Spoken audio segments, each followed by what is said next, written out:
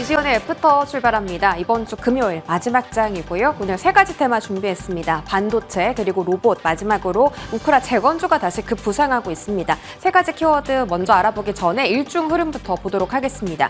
오늘 양시장 조정이 크게 나오고 있습니다. 코스피도 지금 하락폭을 더 크게 키워나가는 상황이고요. 어제 미국의 생산자 물가지표 발표되면서 국채금리 올라갔고 미증시 낙폭 확대하면서 국내 증시가 그 영향권 안에 들어와 있습니다. 오늘 외인 기관의 매도세도 상당히 강한데 반도체 투톱에서도 외인 기관의 동반 순 매도가 나타나고 있고요. 특히 거래소 쪽에서의 외국인 매도세가 상당합니다. 일중 흐름 체크하겠습니다. 자, 코스피 오늘 계속 좀 낙폭을 우하향하는 그림으로 확대해 나가고 있습니다. 오늘 2,700포인트에서 출발했는데 2,700포인트를 다시 한번 이탈하는 흐름이 연출됐고요. 지금 저점이 73포인트인데 저점 근처에서 거래가 진행되고 있습니다. 코스닥 시장도 흐름은 마찬가지입니다. 지금 낙폭을 오전에 줄이는 듯 싶다가 다시 일중 저점 구간까지 내려온 구간이고요. 878선 지나가고 있습니다. 코스닥 코스피가 오늘 좀 많이 하락하긴 한데 일단 그 가격 이동 평균선 자체로 봤을 때는 그래도 21선을 잘 지지하는 흐름이 연출이 되고 있어서 다음 주 방향성 체크가 필요해 보입니다. 자, 반도체 테마 바로 열어보도록 하겠습니다. 제가 이번 주 수요일 날 통상본부장이 한국 기업들 미국 반도체 받는 것 월말에 발표될 예정이다라는 소식을 전해드렸는데 새롭게 윤곽이 드러난 부분이 있어서 들고 와봤습니다. 블룸버그에서 삼성전자가 미 정부로부터 60억 달러 이상 보조금을 받아갈 전망이다라는 소식이 나왔거든요. 보조금 지급 검토하는 기업은 이렇게 세 가지가 있는데 확정되지는 않았습니다. 근데 지금 총 보조금을 한 280억 정도 달러 정도를 마련을 해두고 있는데 그중에 100억 달러를 인텔이 가져갈 예정이고 TSMC가 50억 달러를 가져갈 예정이잖아요.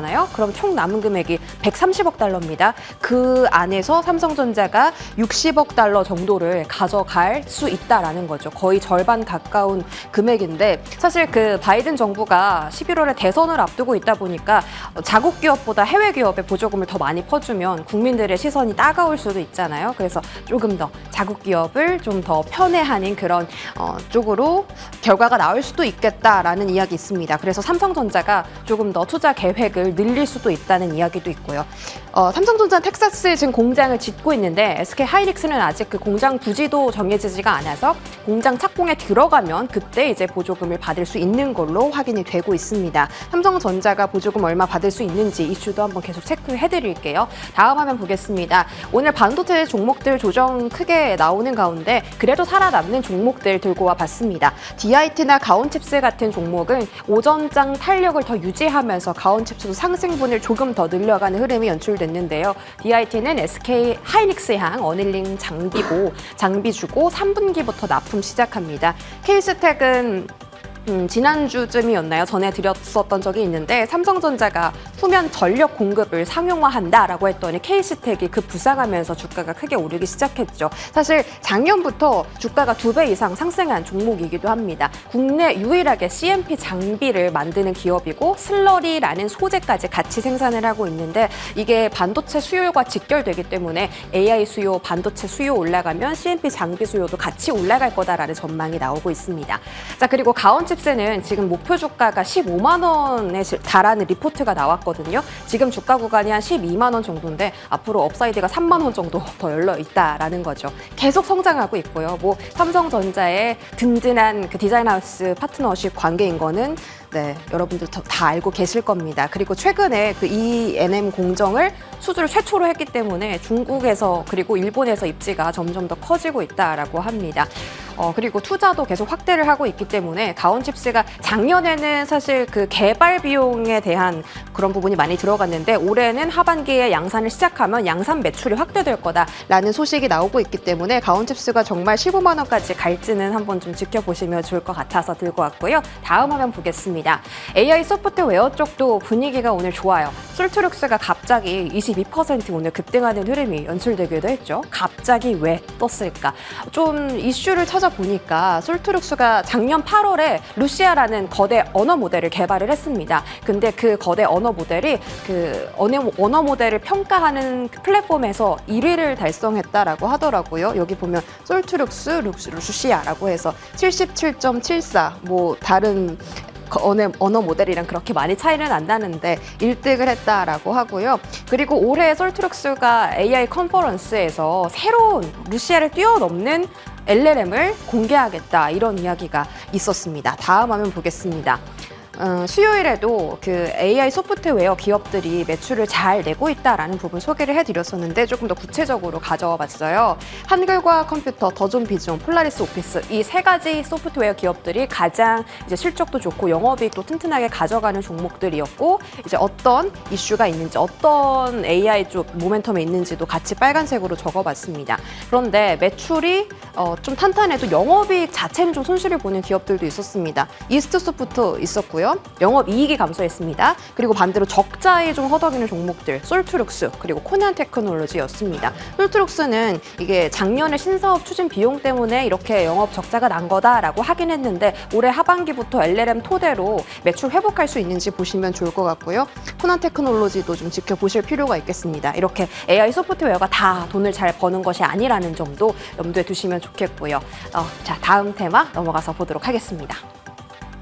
로봇주가 이번 주, 지난주부터 좀 꿈틀꿈틀하게 시작하죠. 두산 로보틱스, 삼익 THK, 그리고 레인보 로보틱스에 대한 이슈 정리해왔습니다. 두산 로보틱스는 그 화면에 보시면 지금 수술하는 장면인데 이 수술하는 장면에 로봇이 실제로 그 보조를 해주고 있는 장면입니다. 담낭 절제 수술에 복강경 수술 보조 로봇을 투입을 했는데 너무나 수술이 성공적으로 잘 끝났다고 하죠. 그래서 이 수술을 집도했던 원장이 대장암이나 직장 탈출 같은 더 어려운 수술들 로봇을 활용할 수 있을 것 같습니다. 라는 답변을 내놨다고 합니다. 그래서 협동 로봇 그리고 의료 로봇 쪽으로의 두산 로보틱스의 포지션 한번 보시고요.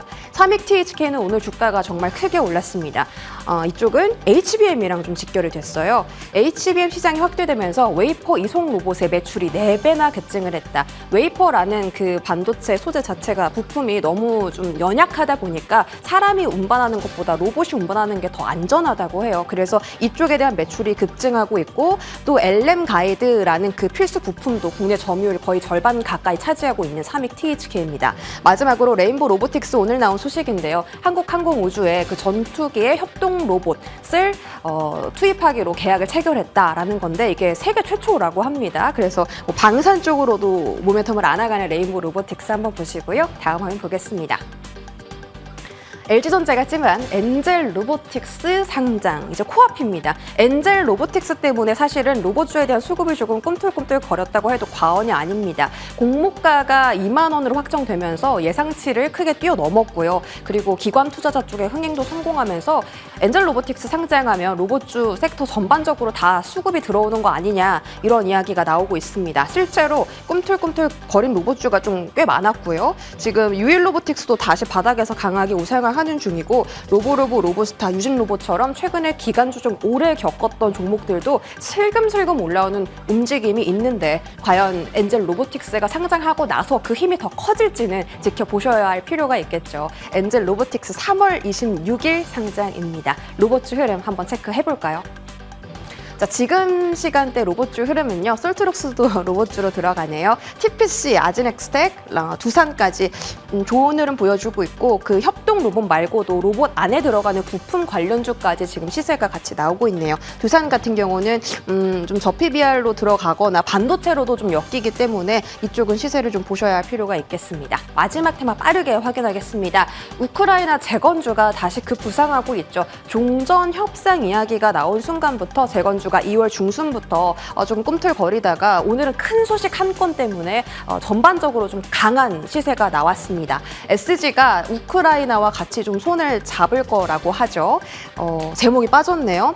10년 동안 4조 원 규모의 아스콘을 공급해 주기로 계약을 했다고 하는데 이게 SG가 한국의 1위 아스콘 제조 기업입니다. 그런데 SG가 그 어떤 전 세계 기업 말고도 주목을 받았던 이유가 그 친환경 아스콘을 개발했기 때문에 우크라이나가 선택했다라고 하더라고요. 그래서 1년 매출이 4천억 원이 들어가고 앞으로 SG가 우크라이나의 그 현지에 있는 기업들 4곳을 인수를 해서 이 사업을 확장해 나갈 계획이라고 합니다. 그래서 같이 급등한 재건주들이 DYD, 삼부토건, SY, 상직하일랜드 두 자릿대 상승률 기록을 했고요. 다른 종목들도 조금 오르긴 했는데 추가적인 상승 나올지도 이쪽 모멘텀 지켜보시면 좋을 것 같습니다. 자, 우크라이나 재건주 시세 확인하겠습니다.